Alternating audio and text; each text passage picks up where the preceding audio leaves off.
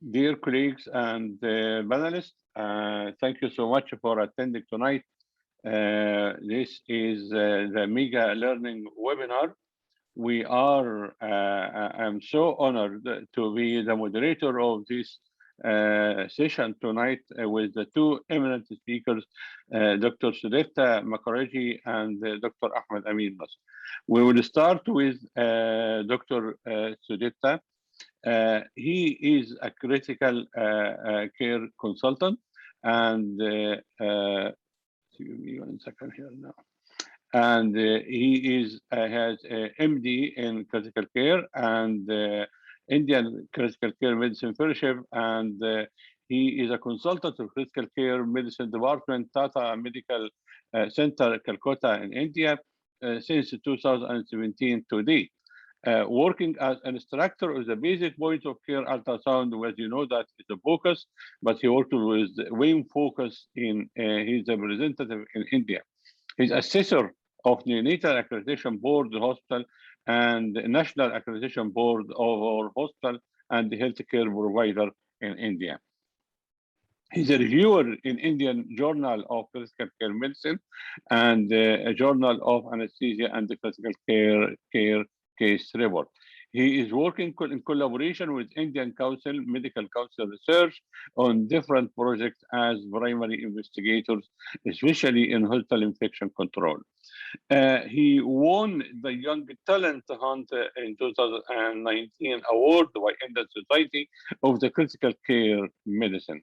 He is organizer of the mechanical ventilation courses, and as you see, his endless CV, and I would get his time for the lecture if you allow me to go with his CV and with a short, that's very short resume. He's a trainer for management of the COVID-19 pneumonia program, and he, as you see, that he has been published in books chapter more than 16. Dr. Sudipta tonight is going to speak to us about critical care challenges after major abdominal surgery. On your behalf, I would like to welcome Dr. Sudipta Mukherjee for his lecture tonight. And thank you very much for listening. Good evening, Dr. Saad, Dr. Nasir, and all the esteemed delegates. Thank you, Dr. Saad, for nice words and for giving me the opportunity to present this in this excellent academic forum. And this mega education program is going great, and I wish you and the whole team a lot of success. By this, I like to start today's presentation. And today's talk is about critical care challenges after major abdominal surgery. Now, if you look at the major abdominal surgeries that involves starting with the bowel resection, like gastrectomy, small bowel and colon resection, maybe a pancreaticoid hepatobiliary surgery, gynecological surgery, which includes cytoreduction in terms of either primary debulking or secondary debulking after chemotherapy, maybe urogenital surgery that includes extensive radical cystoprostatectomy, and along with this, there are some special cases called HIPEC, when after cytoreduction, there is a heated chemotherapy added to the peritoneal cavity. And there are challenges related to the chemotherapy, also related to the hypothermia. So when you talk about the critical care admission, about these post-op patients, once they are in invasive ventilation or they are requiring vasopressor support, like noradrenaline, this is very obvious for them to come to the ICU for initial monitoring. But except that, there are times these patients after major surgery from OR directly come to ICU for monitoring, because if the surgical teams feel that there are a lot of comorbidities, or anesthesia feels that the cardiac function or the other things are little borderline and can deteriorate because of the surgical stress in the postoperative period. On the other hand, sometimes these patients get an emergency admission to ICU from the ward because of acute deterioration, and they are requiring organ support. Beyond this, some of the planned surgeries also come to ICU for organ support when there is something not goes according to the plan, like maybe a massive bleed, maybe a vital organ injury, maybe a vascular injury, maybe patient develop a perioperative cardiac event or respiratory issue after some transfusion. Those patients also come to ICU for organ support. So now, how you can utilize a critical care facility, specifically in a country like India, to its best possible limit? That means we need to identify the patients who really need critical care support and post-op ICU monitoring, so that we can also, along with the services, we can cut down the cost related to critical care. By this, there are some objective assessment to identify high-risk patients in terms of age, gender, surgical status, like whether this is an emergency surgery or not, associated comorbidities like Charlson Comorbidity Index, or a BUPA operative severity score. By this, we try to monitor or try to predict the ICU characteristics of post-op course of these patients in terms of SAP score, length of ICU stay, ventilator days, requirement for renal replacement therapy, cardiovascular support, or overall hospital stay. But when you look at this subgroup of patients, patients who doesn't require ICU usually do have a good outcome. Patients who are coming to ICU for post-op monitoring, this is obvious, these patients are high risk. So they are usually have a poorer outcome in terms of ICU admission and overall survival. But beside this, if patients who have initially gone to ward and eventually come to ICU because of an acute deterioration or critical condition, they usually do worse. The mortality is significantly high in this subgroup of patients. And this is true for the whole cohort of the surgical population, also for the high-risk population. And if we can see that the 30 days mortality, 1 year mortality, 4-year mortality, everything is significantly high in this subgroup who initially has gone to the ward and eventually require an indirect ICU admission for an acute condition. This is also true for specific surgeries like elective colorectal surgery or emergency major vascular surgery.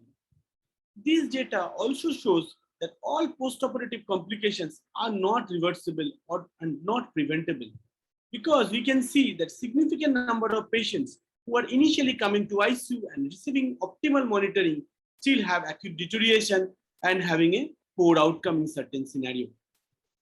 This has been replicated in multiple studies. This is another study from BJA, which is focused mainly on the major gastrointestinal surgeries and the liver surgery. That is our subgroup of patient in this presentation. They also find that patients who are coming from ward due to acute deterioration in the post-operative period did worse with a very significantly high mortality compared to the direct patient who are coming to ICU. Now, how we can predict that which patient is going to do poor in the post-operative outcome? There are different objective scores which try to predict mortality and also morbidity, like ASA, Apache 2, or post-sum, pre-post-sum scores. Some of them does not include the operative information, and some include the operative information. It is obvious that if the surgical course is stormy, if you include the operative information, operative courses into your prediction, probably they will be more correct to predict the post-operative complications or post-operative outcome. Among this, I want to specifically mention one or two, like pre-post-sum or post-sum. Each includes both preoperative and operative parameters. It includes physiological parameters like age, cardiac and respiratory history, blood pressure, some laboratory findings like hemoglobin and WBC. At the same time, it includes the operative parameters like operative severity, multiple procedure, blood loss, and mode of surgery and presence of malignancy. And what they do, usually they monitor the postoperative complications by Clavin-Dindo classification. It is expanded from grade 1 to grade 5, where grade 1 is a minor complication, grade 4 is organ dysfunction, either single organ or multiple organ, and grade 5 is death of the patient. But we need to remember in this scenario that this scoring system, though predict outcome, the relationship is not linear. Also, the predicted morbidity changes with time. Now, this is a score which is developed around 20 years ago. Now, in last 20 years, because of improved postoperative management, because of better anesthesia facility, more non-invasive or minimally invasive surgeries like laparoscopic surgery or robotic surgery, the final outcome is progressively improving. This is also replicated in one of the studies we done in Tata Medical Center, when we look at the validity of PPOSUM in adult cancer surgery, and we found that PPOSUM overpredicts morbidity.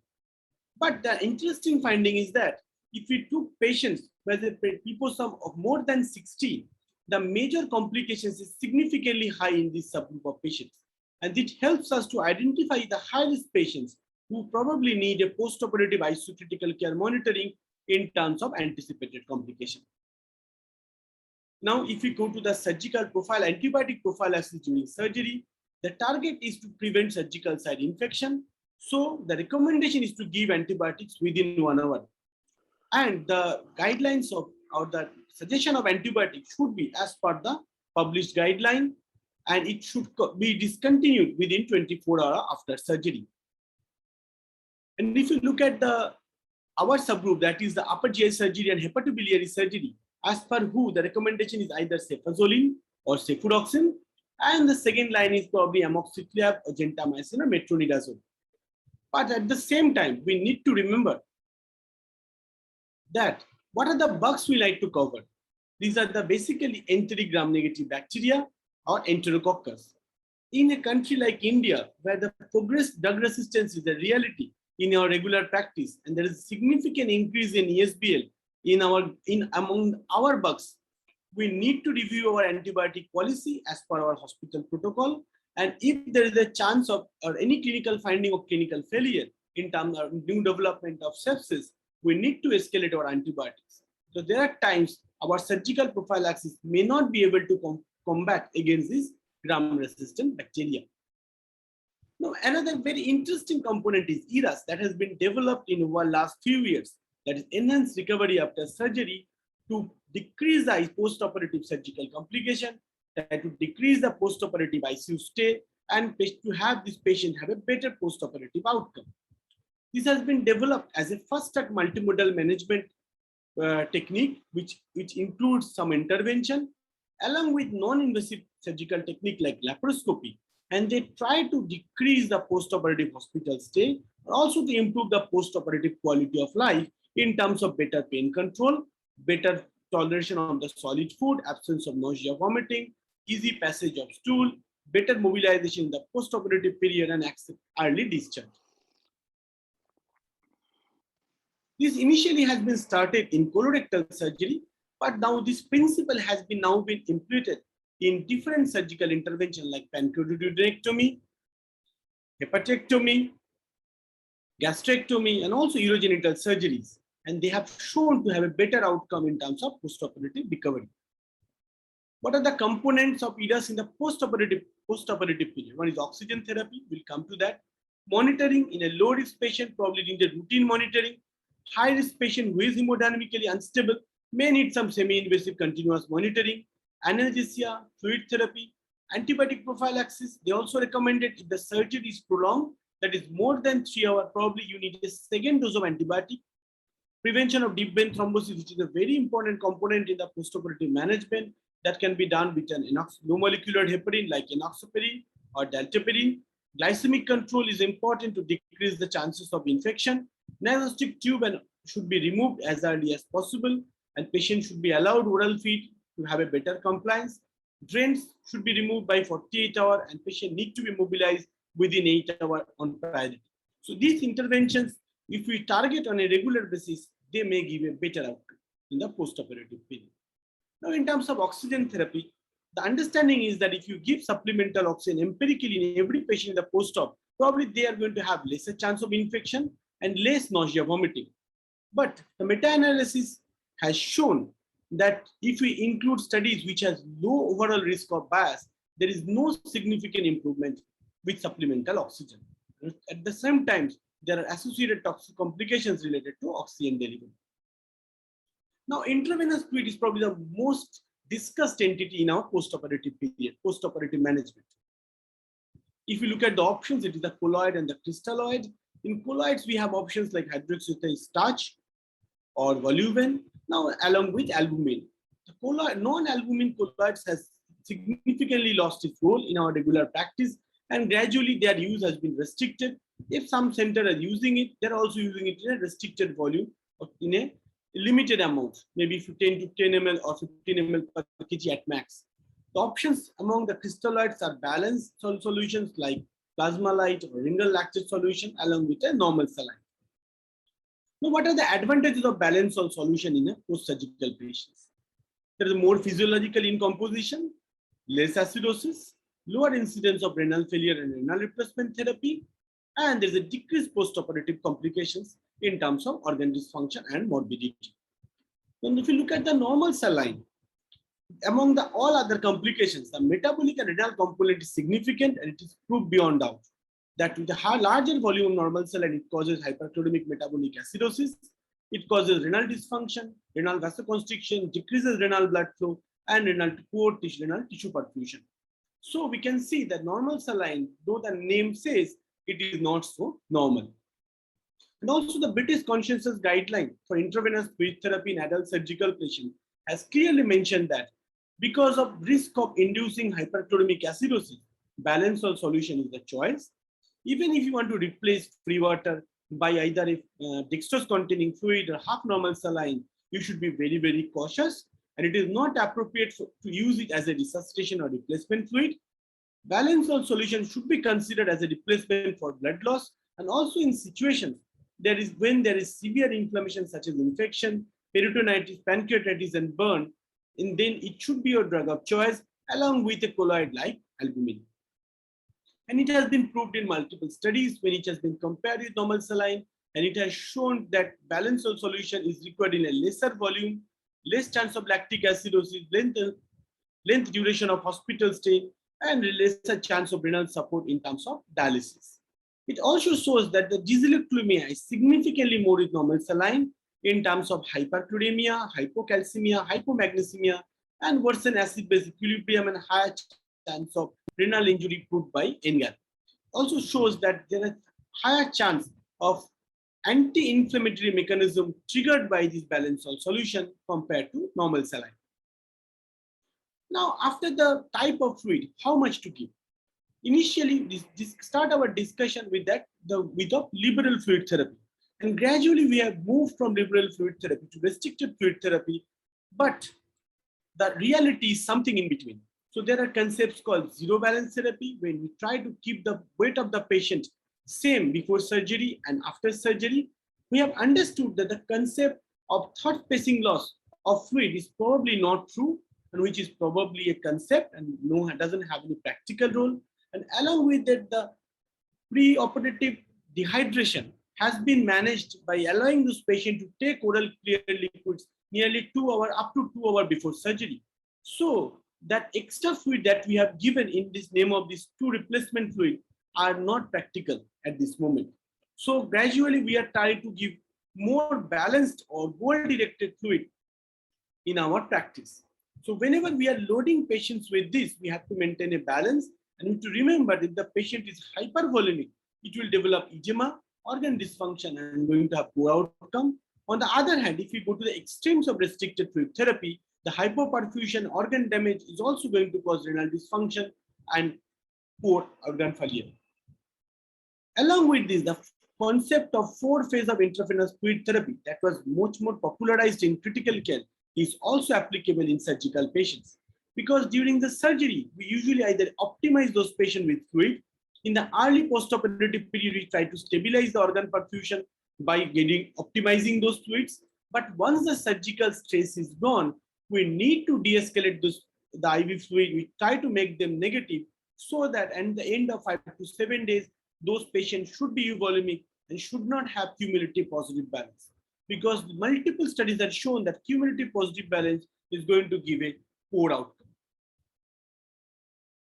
And in terms of monitoring, no specific hemodynamic monitoring has ever shown to have a better outcome. It is the numbers or the understanding of those monitoring which we implemented into an intervention, only then it will give an outcome. And there is no optimal hemodynamic values or target that we can apply in every patient. It has to change from case to case basis, and we have to optimize our organ perfusion in our patient.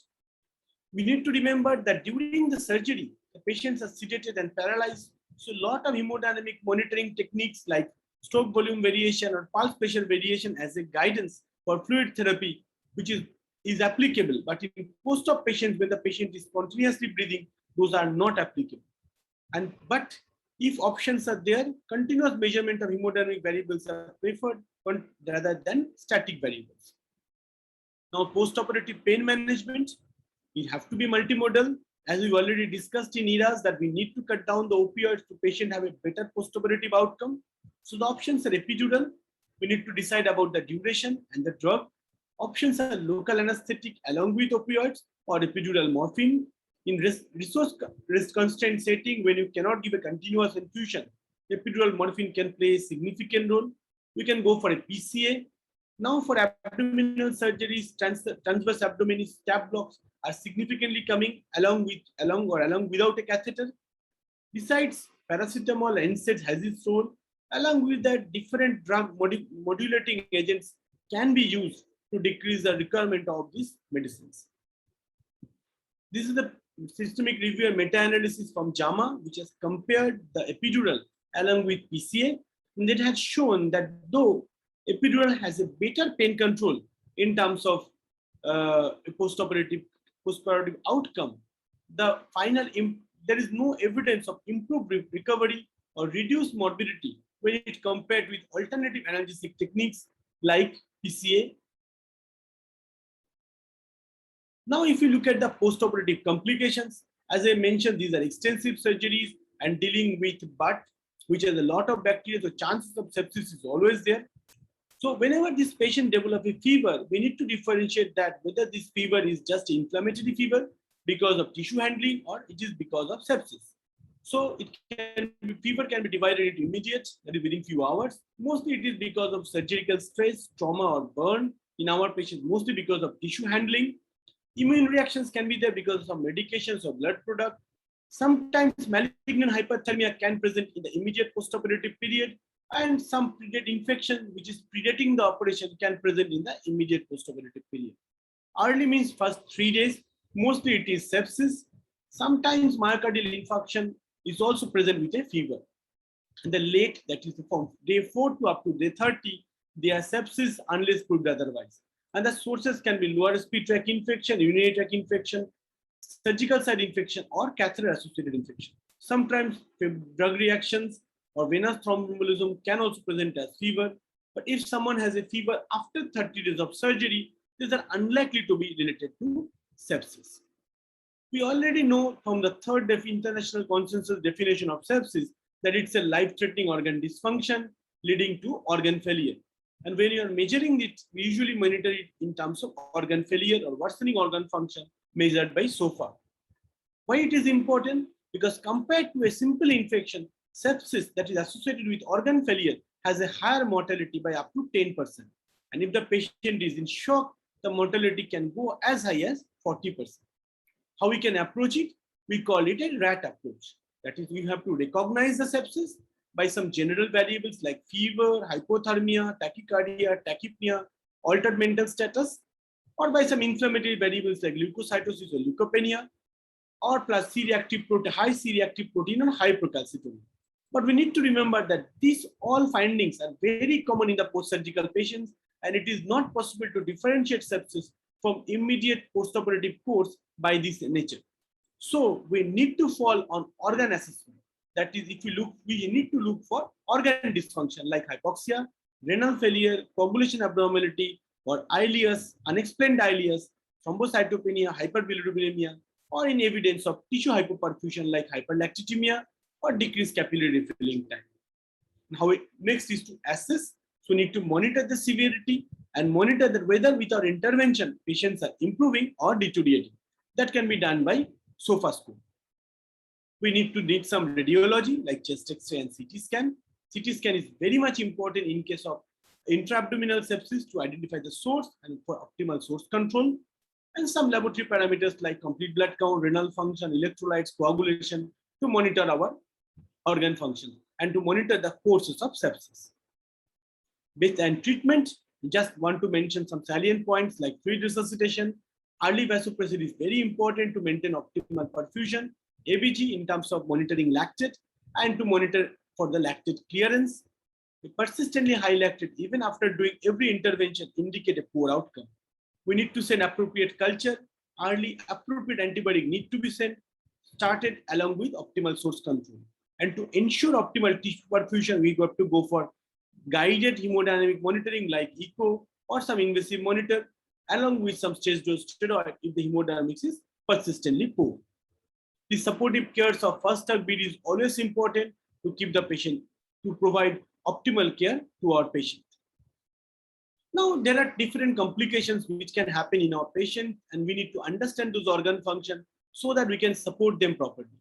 Postoperative pulmonary complication is probably the most common organ dysfunction in terms of pneumonia, in terms of postoperative atelectasis, or exacerbation of COPD and asthma. And if you try to optimize or identify the subgroup of patients who have a higher chance of postoperative pulmonary complication, there are some scoring systems like ADISCAT, Gupta, or Aduzulla. It includes some criteria including patient-dependent factors like age, ASS score, underlying COPD, poor sensorium, preoperative saturation, significant weight loss of preoperative sepsis, or some procedure-related factors like elective or emergency surgery, what is the duration of surgery, and what is the type of surgical procedure. Like I can give you as an example that in CRS or cytoreductive surgeries, there is extensive diaphragmatic stripping happen because for removal of the cancer. And as a result of that, those patients have a postoperative diaphragmatic dysfunction leading to basal atelectasis and higher chance of infection. There are studies in NEGM published in NEGM that have shown that just like critically ill patients, which need to follow low tidal volume, high PEEP ventilation, even in anesthesia patients during their prolonged surgeries. This is called IMPROVE trial, and it has shown to have a better outcome in terms of postoperative pulmonary complications and hospital stay and ventilator stay.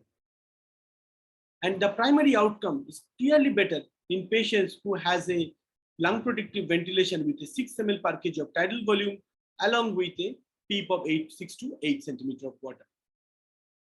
And what are the ways to prevent postoperative pulmonary complications? Some are preoperative interventions like incentive spirometry to increase the respiratory reserve.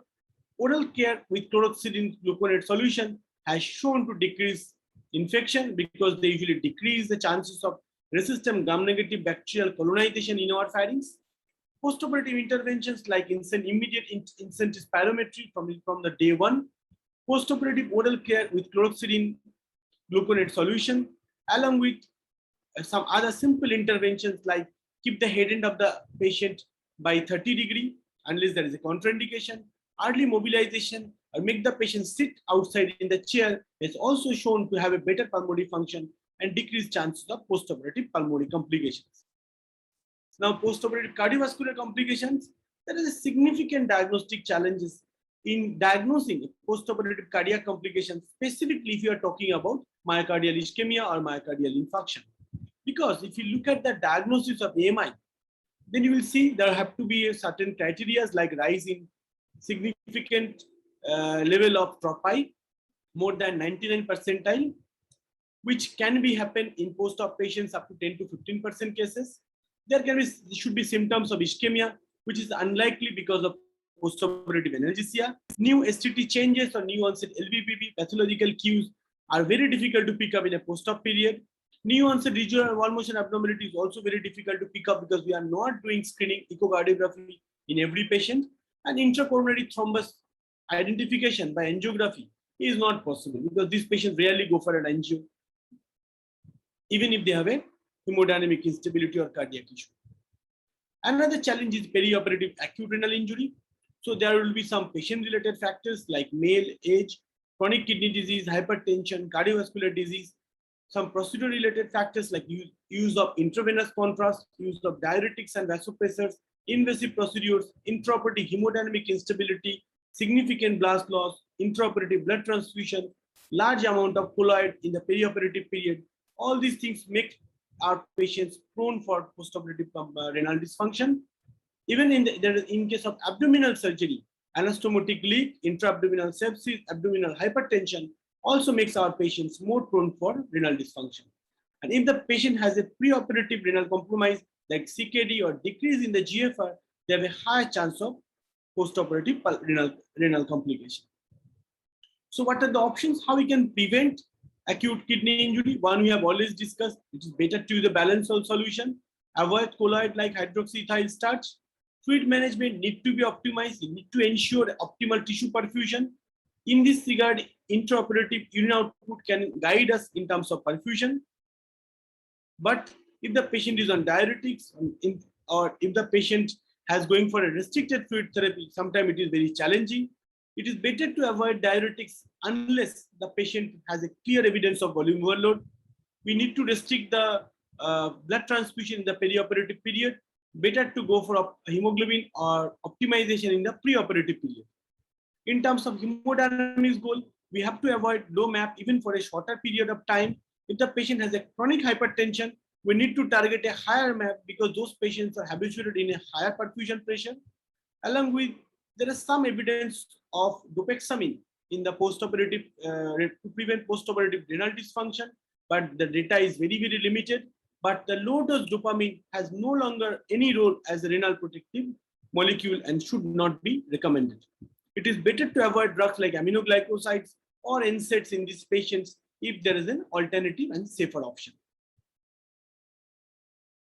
Postoperative delirium. Though postoperative delirium is not very common in abdominal surgery, but there I need to mention some of the points in terms of non-pharmacological intervention that is applicable in every patient, every surgical patient, in terms of identification of the high-risk subgroup, like old patient who has an underlying dementia, past history of delirium in previous surgery, any medical history of psychiatric drug intake, poor eyesight or hearing, or patient is really frail, and need to do some active non-pharmacological intervention to prevent development of delirium, like active mobilization of those patients, optimal pain control, giving the glasses and hearing aids to the early, expose them to the sunlight or the daylight so that they understand what is day and night, communicate with them properly in terms of their issues and in terms of the intervention that we are going to do with them, review their chronic medications. We need to start them very early. And at the same time,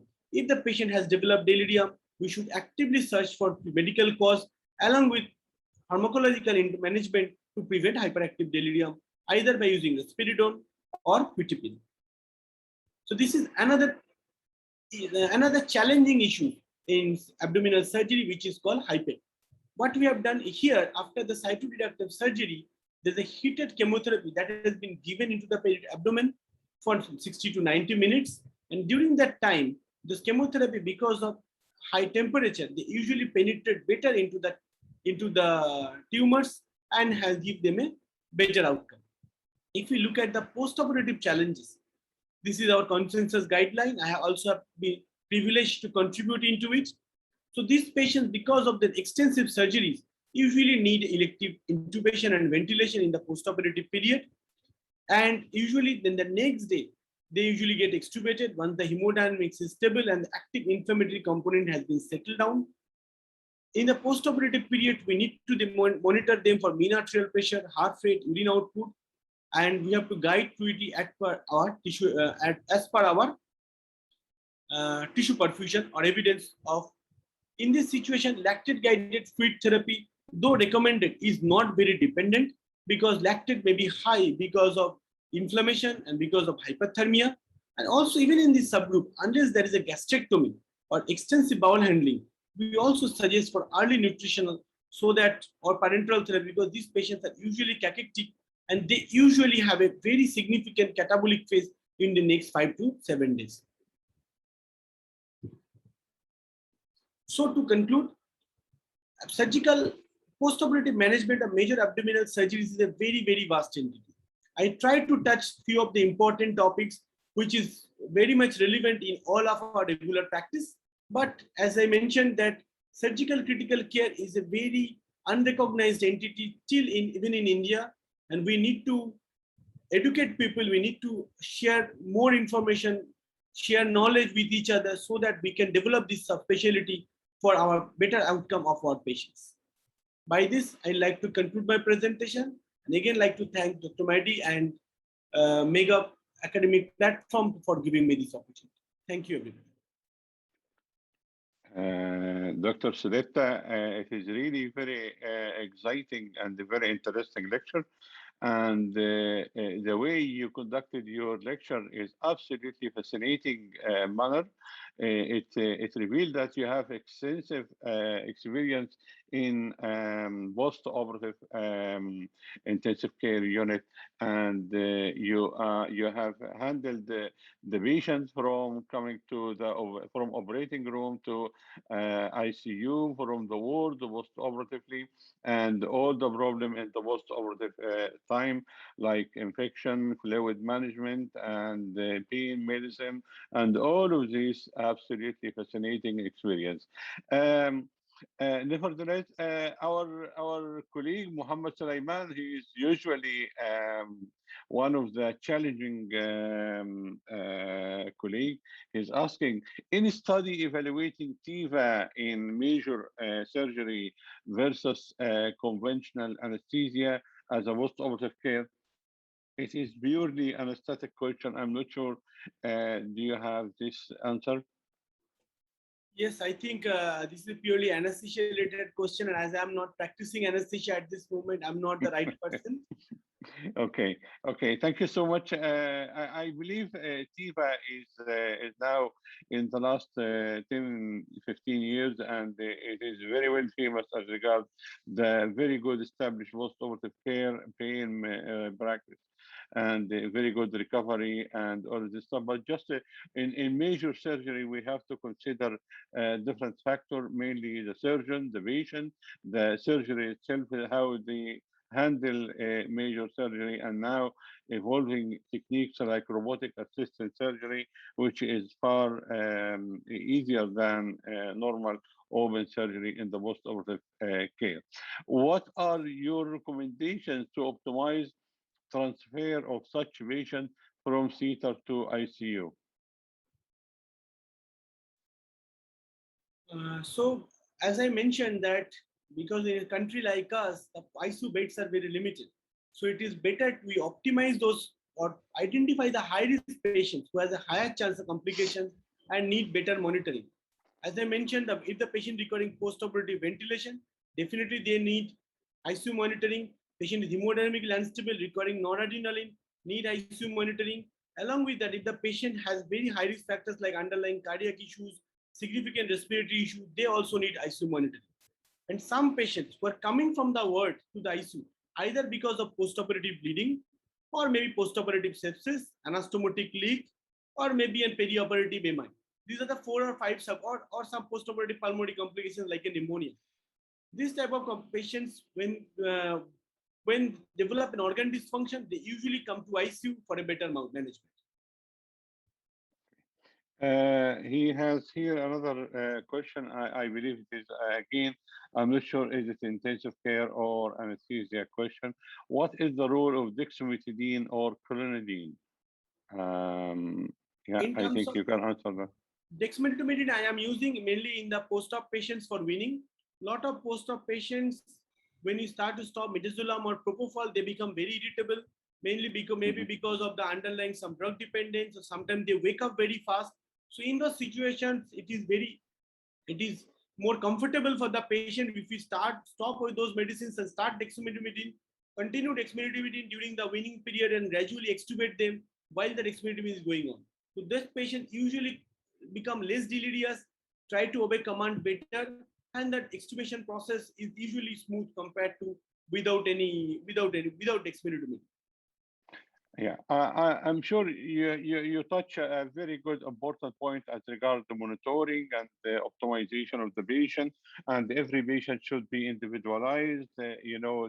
That's extremely important as you look after the patient inside the operating room, because I work mainly in theater. Every patient should be individualized, so optimized as regards the arterial blood pressure, as regards the central venous pressure, fluid balance, and antibiotics. All of this stuff as regards the patient, should be better outcome, because all of the people now are working at a better outcome rather than only I have a good blood pressure, I have a good ventilation. So at the end of the day, you have a better outcome for the patient. Rather. Absolutely, okay. Absolutely. Thank We need to see the patient as a whole and have to support organs and address all the challenges as I have mentioned. Okay, thank you so much, Dr. Sudipta Mukherjee, and that is fascinating lecture for post-operative care.